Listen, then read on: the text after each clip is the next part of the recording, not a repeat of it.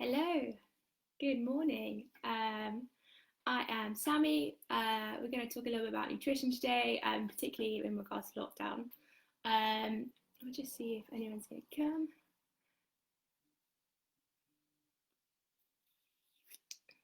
Let's just see. Let me know if you are watching and if you can hear me and see me okay. Give me a little comment or a thumbs up. Let me know how you are today. How are you feeling this morning? I'm pretty good. I'm excited to talk about nutrition. We'll get going in a couple of seconds. If you see me look down, it's because I've got a few notes with me because I'm notorious for getting very carried away and going off on one. So I've got a few notes just to try and keep me on track so you're not here for absolutely hours today. Oh, Ivan said hello. Hiya. Sound and vision fine. Lovely. Perfect. That's all good. Okay, cool. I think let's get cracking. So yeah, today we're going to talk a little bit about nutrition in lockdown. I'm going to cover a bit about kind of immune system and what we can do to kind of help support our immune system. And then I'm going to cover a few kind of problem points that I've come across with my clients. And yeah, and if we have time, we're going to go through some nutritional myths as well, some of the common fads, all that stuff, trying to, bust a few myths while we're here.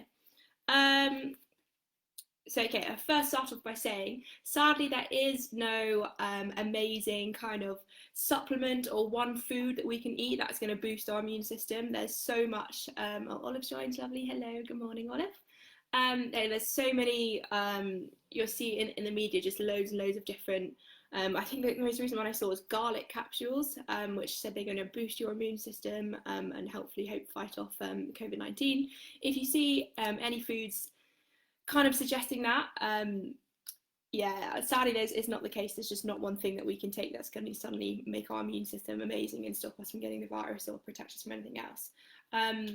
There are some foods that potentially have a little bit of a benefit, but they're often wildly overstated, and perhaps a combination of things. But I think the main thing, I know it's a very boring and dull answer, but it's just to focus on a balanced diet.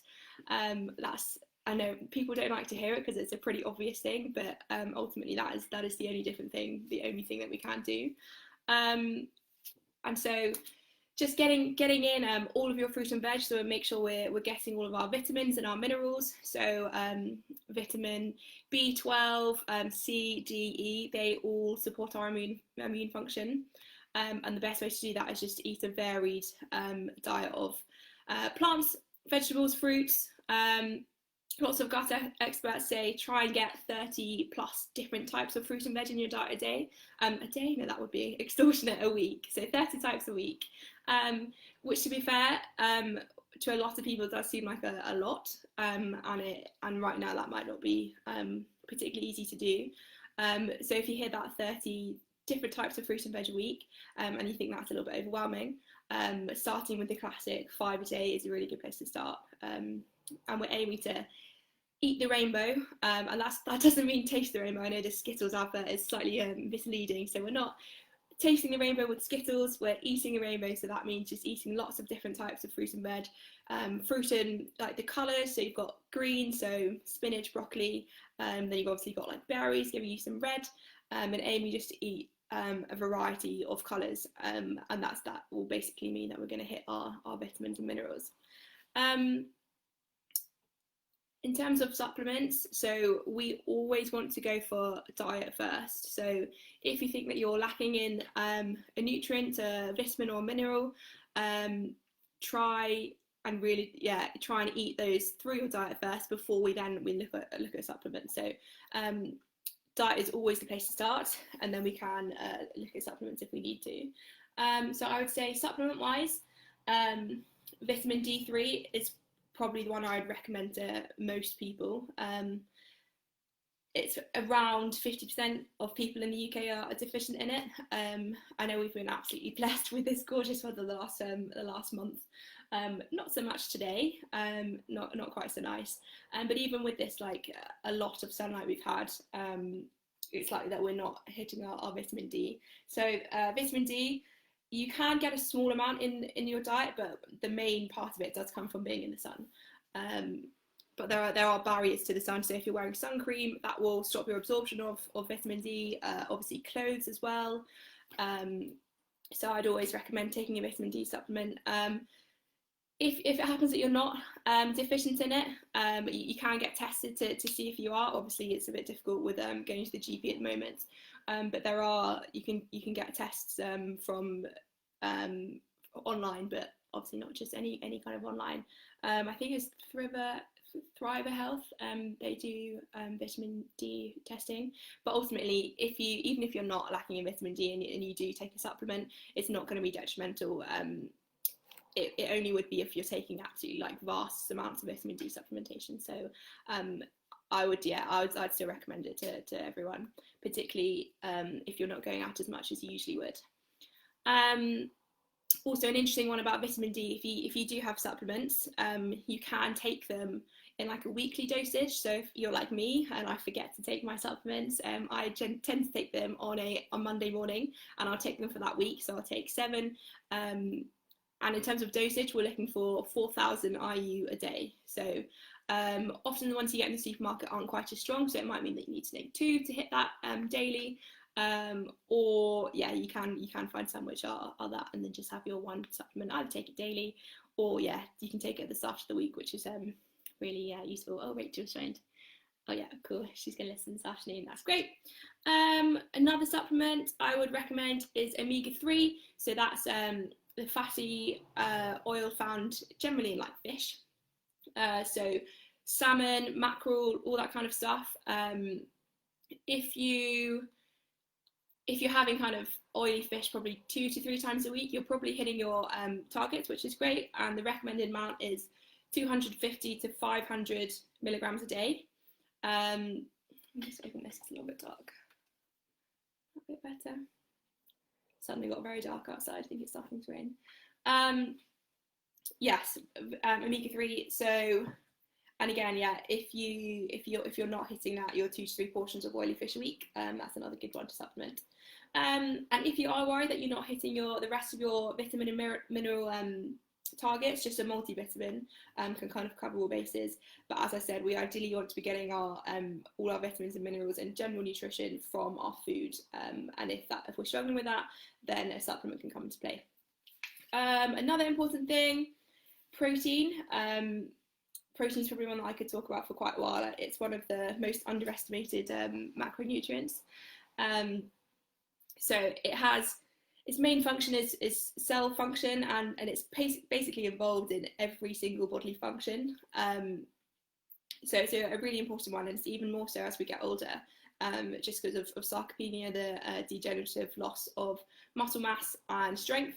I know that's a very common problem, and we all know elderly people who aren't quite as strong, or maybe you yourself don't feel as strong.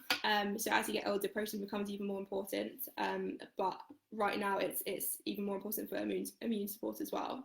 So the recommended daily intake for protein is considered 0.8 grams per kilogram of body weight, which actually is generally regarded in the nutrition industry as being particularly low. So I would generally recommend minimal 1.2 grams per kilogram of body weight, so you can work that out, or if you're struggling, just let me know and I can help you do that too. Up to kind of 2.2, 2.4 grams if you're someone who's really looking to increase muscle mass. But in general, I recommend to my clients who tend to be pretty active, and I've got a few clients who on the elderly side, and I generally give everyone 1.6 grams of protein per kilogram of body weight as a recommendation, and that's a good place to start. Fat is another one, so this can be important for anyone if you're trying to lose weight. Often no fat diets are a method that people tend to, just because fat in itself is quite a calorie dense macronutrient. It's the most calorie dense one out of the 3 macronutrients, so compared to protein and carbohydrates. There are 9 grams per 1 gram of fat, there are 9 calories, which just makes it a bit more energy dense basically, and so that's often the first thing that people cut out when they are trying to lose weight. However, it is really important. It plays a vital role in maintaining our immune system, so that's just something to be mindful of. If you are dieting, just making sure you're still getting in your vital fats. Moving on to, so it's not necessarily directly related to nutrition, but it does affect your nutrition, and stress is one of them. And I know this has kind of been a pretty key topic that lots of other people have talked about during the Active and Redborn wellness talks, which is really good, really important. And I think we've all experienced emotional eating, which often comes out from stress. Obviously, we've been in a very stressful situation the last few weeks, and yeah, I think it's important to acknowledge that, and just and realise when you are stressed and how it does affect your nutrition. It often means that we emotional eat, we reach for hyperpalatable foods which tend to be quite energy dense, and that can be that could mean that we're actually getting quite full, and it means we're negating other areas of nutrition. We're not getting quite such nutritious foods and getting our vitamins and minerals if we're opting for these really tasty hyperpalatable stuff, just because that's what we want to try and deal with the stress. So that's a really good point to think about. So it's going to affect our food choices. We have increased cortisol levels. So cortisol is the stress hormone, and it kind of affects our parasympathetic nervous system. So just thinking of ways that you can deal with your stress, emotional eating is one of them, and it's not necessarily a bad thing if you're not doing it all the time. And I think actually I'm going to do a talk, probably my last talk is going to be on emotional eating, and maybe a bit of mindful eating too, so I'll cover this properly in a few weeks' time. But a good place to start, so with dealing with stress, I think just first acknowledging that you are stressed and realising that it is stress and it's not actual hunger is a good thing, just because stress can have a huge impact on our immune function and obviously just general well-being. I definitely recommend going and watching Lucy's yoga video earlier this week, I think it was on Tuesday, on dealing with yoga for stress and anxiety. So that could be a good way you deal with your stress rather than taking it out on your nutrition, basically. And if you do, emotional eating, as I said, it's fine, and it is a coping mechanism, and not kind of getting angry at yourself and not feeling guilty for yourself for doing that. Yeah, I think self-compassion plays a huge role in nutrition and general well-being as well. So if you do find yourself getting stressed and turning to emotional eating, if you do it like every now and then, that's absolutely fine, cool. It's just if you're starting to rely on it, that's when it can become slightly a bit more of something that we might need to focus on. Sleep is another thing. Again, I actually think sleep is probably the most underrated kind of facet of health. So people think about their diet and exercise and all that relating to health, but I think people hugely underestimate the power of sleep and recovery as well. So let me just open my window again a little bit more. I've got shutters, I'm just going to open them a bit, hopefully get a bit more light in. Potentially a bit better. Hopefully you can see my face. Yeah, so sleep. So how does sleep affect our nutrition? So we see increased levels of emotional eating, yes. Indeed, yeah, I'm definitely going to cover that a little bit more. And actually lack of sleep can cause emotional eating. We know it's not nice to be tired, and when we're tired we often can't be bothered to cook. I know I'm certainly like that. I'd rather much just go for something easy. Yeah, so we generally have an increased appetite when we're tired, and that's because ghrelin is the hunger hormone. So our leptin, so leptin is the like kind of appetite regulator. So ghrelin increases, so we generally feel more hungry, and then leptin decreases. So leptin is the hormone that gets released when we're feeling full. So appetite is hugely enlarged when we're tired. So yeah, lack of sleep, that's not great for our nutrition. Also, when we're tired, our preference towards sweet things increases massively, and generally, I'm sure you'll all know yourself.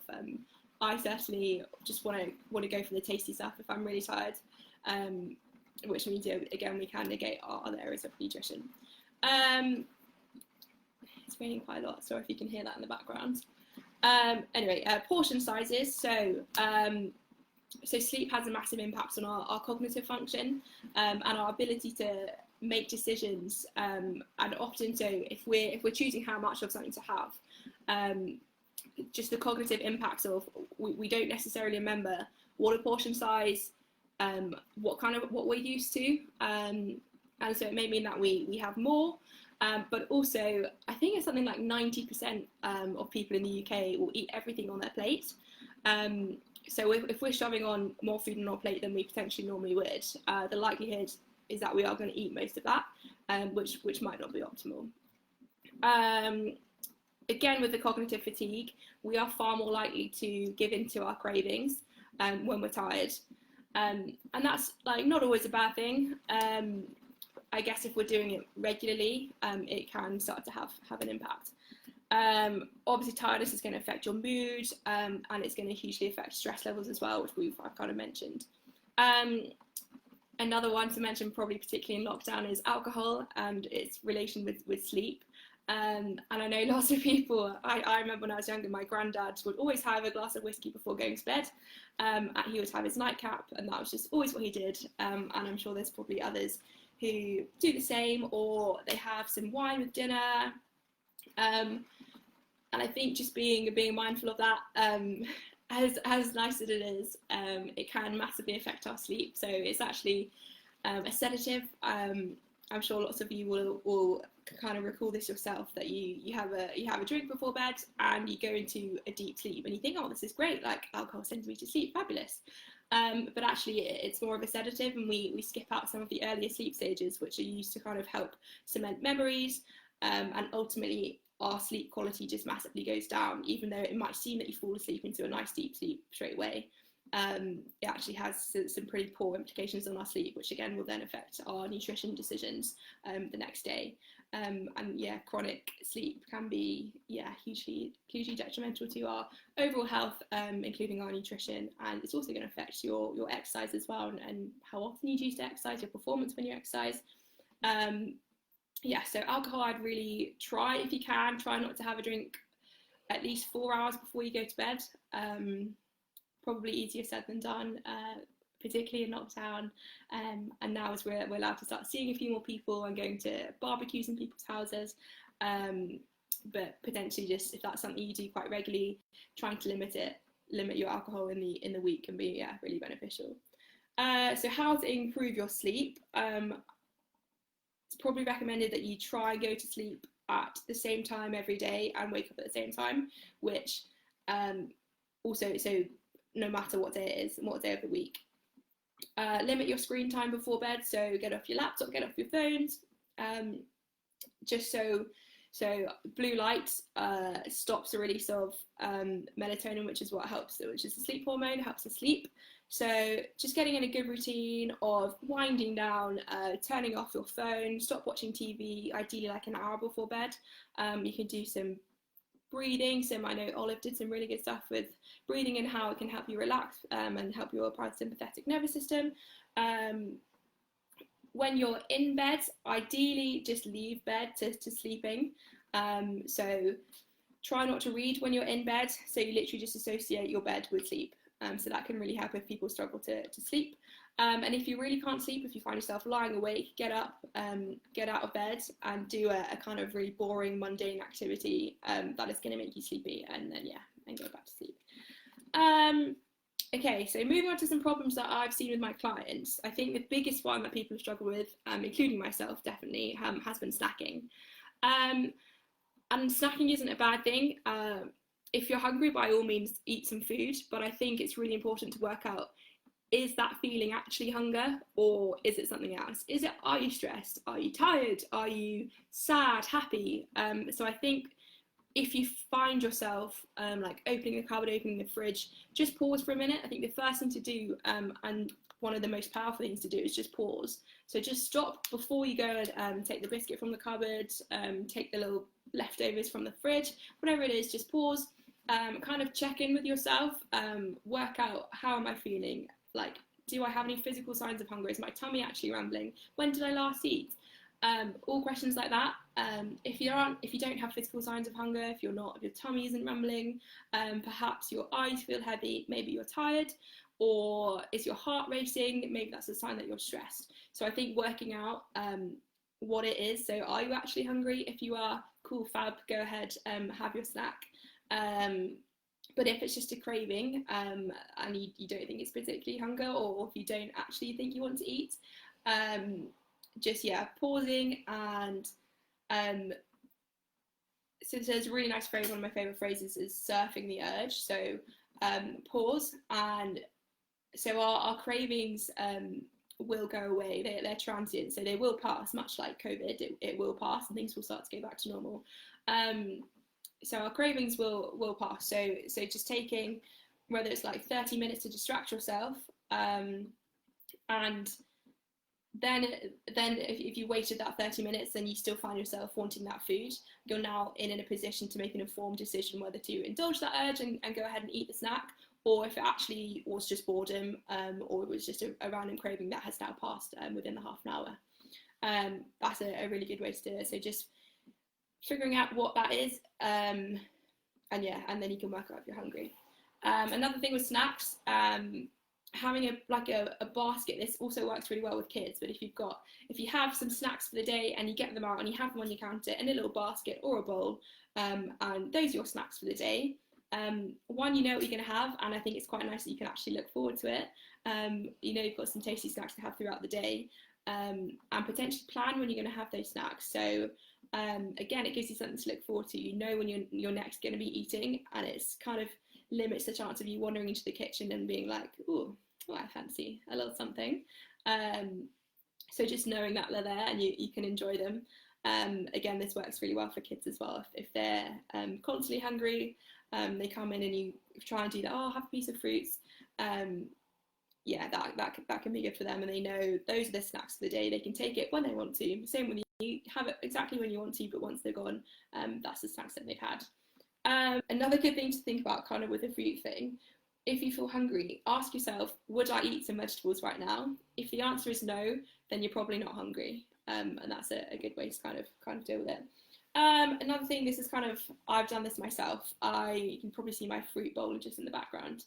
It used to be by my kettle, and being at home more, I found myself making constant cups of tea. And every time I went to put the kettle on, I saw my fruit bowl, I saw a tangerine, and I really fancy a tangerine. And obviously there are different snacks that would be suboptimal compared to an orange or a tangerine. But if I'm making 4 or 5 cups of tea a day, and if I then want to have an orange every time I have a cup of tea, I've then just eaten 4 or 5 oranges, not for any reason other than I was bored, and they were there, not because I was hungry. And yes, I get some vitamins and minerals from those, but once I kind of hit my target for the day, I don't get any bonus points for then eating more. So so I moved my fruit bowl into I literally moved it about a metre or 2, but it's just kind of out of my normal way. And I think, like a lot of people, I've been doing a lot of baking, so much baking. Literally the other day I came in to make a cup of tea and I left having made 2 batches of brownies, some granola, just a lot of baking has been going on. So I've actually moved my hand whisk. It was in the kitchen. I put it in the lounge simply just because that's a small barrier to me baking. And the same goes for anything else. If you've got biscuits on the side, just put them in the cupboard, or any kind of snacks. If you've made some baked goods, one, I think portioning them up can really help, just so it's much harder to go and just have a small slither and then you come back 10 minutes later, or just have a small slither. So portioning them up can really help, and then putting them potentially out of sight. On portion control, small packets can be really useful. So rather than having a big bag of biscuits, you can get like individual ones. Same with sweets. Or chocolate crisps, rather than having a family bag, just having individual packets, and that really helps with portion control. So when you are snacking, you're just having one portion rather than just constantly grazing. I think that's really good. Need a recipe for healthy granola? I can send you that, Olive, definitely. Really easy to do. I love making granola, it's good stuff. What else have we got? Moving stuff outside. Another thing that can help is regular meals. So being at home, we're a bit more flexible with our meals, and potentially having smaller meals but more frequent meals may reduce your chance of snacking. So planning to eat every 3 to 4 hours can really work for some people. That's worked for a lot of my clients. So rather than just sticking to having a meal in the morning, lunchtime, and then dinner, breaking it up into smaller meals, but having them more frequently, so you kind of feel like you're snacking a little bit more, but also you're just a little bit more satisfied. If you find yourself snacking, again, ask yourself why. Is it because you're hungry? Maybe you could potentially eat a little bit more at meal times. Is it because you're being really restrictive? If you're trying to eat well, eat healthy. I actually don't particularly like the term healthy, just because it can mean different things to different people, and the same goes for good and bad food. That there aren't inherently any good and bad foods. They're just kind of on a scale. Some are more nutritious, some kind of fuel ourselves a little bit more, and some are potentially a little bit less nutritious, but fuel our happiness and fuel our soul. That's the way I like to see it. The same goes for the term healthy, I'd say. But yeah, I forgot where I was going with this. If you find yourself really craving stuff, it could just be because you're restricting yourself a lot. So a lot of people will just suddenly cut out chocolate or cut out biscuits, cakes, sweets. They cut out all that, and they find themselves being good, like maybe for a few days, and then they'll find themselves overeating on these things, and because they've just restricted. So I think the more you restrict, the more likely we are to overindulge at a later date. And that may mean that you actually end up eating more than you would do if you just ate it on a daily basis, or had it when you actually wanted it, rather than restricting. So I always say to my clients, include the foods that you love. So eat chocolate every day if you want to, and by doing so, you're far less likely to then go and eat a whole bar in one sitting, which is that's going to be beneficial if you're not eating a whole bar in one sitting, but also it's just going to make you happy. Chocolate makes me happy, and I'm sure it does for a lot of people. Or find your chocolate if it's I don't know, something that you like and that you want to have. Don't limit yourself to it. Have it every day. There's a really good book, actually. It's called The Joy of Half a Cookie, which I'd recommend reading, and it's kind of along the same principles of having what you like. And even if you do overindulge in it, don't feel guilty for it. Just say, if you find yourself snacking, it comes to the end of the day and you look back and you thought, I've snacked probably more than I needed to today. Try really hard not to feel guilty about it. Just use it as a learning experience. Just say, right, okay, accept it. Oh, that's interesting. This has happened today. Take it as a learning opportunity. And this has happened today, so what can I do tomorrow that can potentially change it? And really try not to look at it as a really negative thing. Just use it as an experience to learn, and you can do something else about it the next day. Also, even if you find yourself having more kind of hyperpalatable, less nutrient-dense foods, those foods don't negate the benefits of having lots of nutritious fruit and vegetables. So just because you've had lots of generally more calorie dense foods doesn't necessarily mean that you still can't have the nutritious foods as well. So just because you're eating less stuff of one doesn't mean you can stop doing the other one, basically. I had someone ask me a question about concentration and what foods they can do to kind of boost concentration. And again, sadly, there isn't really one food that helps us really focus and helps us boost concentration, but it's the classic eating a varied, balanced diet. But carbohydrates are our brain's preferred source of fuel. So making sure you are eating carbohydrates, that it's our body's favourite source of fuel. It's brain food, basically. So again, if anyone is limiting carbohydrates, this could be something to think about if they find it really hard to concentrate, or generally don't feel like they've got a lot of energy. Carbohydrates are a good place to look at, as well as hydration. Dehydration, one of the symptoms is again to do with like cognitive function and not being able to think straight, not being able to concentrate, or having brain fog. So it could be that you're dehydrated. So generally recommend between 2 to 4 litres of water a day, fluid a day. That could be squash. If you prefer drinking squashed water, that's absolutely fine. Anything that's going to kind of keep your fluids up. The best way to monitor hydration is just to look at your wee. There's no kind of nice way to jazz that up. But so we're looking for clear urine, and just monitoring that when you go to the toilet. So if it looks a bit darker, potentially you need to be drinking a little bit more. but yeah, lack of concentration can be a sign of dehydration. I think that probably covers everything today. I've talked for almost half an hour. If anyone has any questions, do pop them in. Let me know. I can hopefully answer them. Or just message me as well. Feel free to message me, and I can hopefully cover the questions in the next few sessions. I think next week, so in 2 weeks' time, I'm going to talk about some sports nutrition, because I know Rachel and a few others were keen on running, so nutrition for running and pre and post workout food as well. But I think in order to do that, I'm going to cover just a little bit about the fundamentals of nutrition, and just to go into a bit more about what are macronutrients, what are micronutrients, what are carbohydrates, protein, fats, how much we need, and that will give us a bit more of a baseline knowledge before we then go on to talk about sports nutrition. And then I will hopefully talk about emotional eating and probably a little mindful eating. But again, if anyone has any topics they'd like me to cover, or if you have any questions in the meantime, do just pop them in the comments below. I think that covers everything. Thank you for tuning in. I hope you have enjoyed it and learnt lots of stuff. That's it. Have a lovely day, and I will see you the same time next week, next Friday at 11 AM. Have a lovely day, everyone. See you. Bye.